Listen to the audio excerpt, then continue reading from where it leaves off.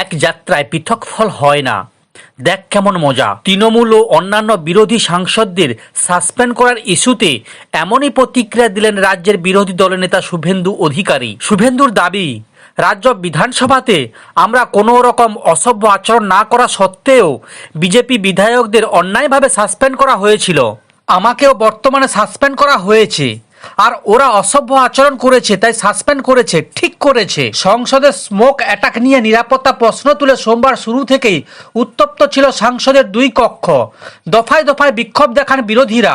তারপরে লোকসভার বিরোধী দলনেতা অধীর চৌধুরী সহ ৩৩ জন বিরোধী সাংসদকে সাসপেন্ড করা হয়। এরপরেও রাজ্যসভাতে একই ছবি দেখা যায়, সেখানেও ৪৫ জন সাংসদকে সাসপেন্ড করা হয়। গোটা শীতকালীন অধিবেশনে সাসপেন্ড হলেন ৬৭ জন বিরোধী সাংসদ। এর মধ্যে রাজ্যসভা এবং লোকসভা মিলিয়ে তৃণমূলের ১৭ জন সাংসদকে সাসপেন্ড হয় এদিন। ফলে মোট সংখ্যা মিলিয়ে ৯২ জন বিরোধী সাংসদকে শীতকালীন অধিবেশনে সাসপেন্ড করা হয়েছে। রাজ্য বিধানসভা শীতকালীন অধিবেশনে বিরোধী দলনেতা শুভেন্দু অধিকারীকে সাসপেন্ড করেছে অধ্যক্ষ।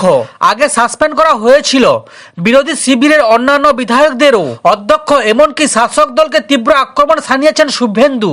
আর এবার সংবাদ মাধ্যমের মুখোমুখি হয়ে লোকসভা এবং রাজ্যসভার স্পিকারের সিদ্ধান্তকে সম্পূর্ণ সমর্থন জানালেন বিরোধী দলনেতা এবং বললেন, দেখ কেমন মজা।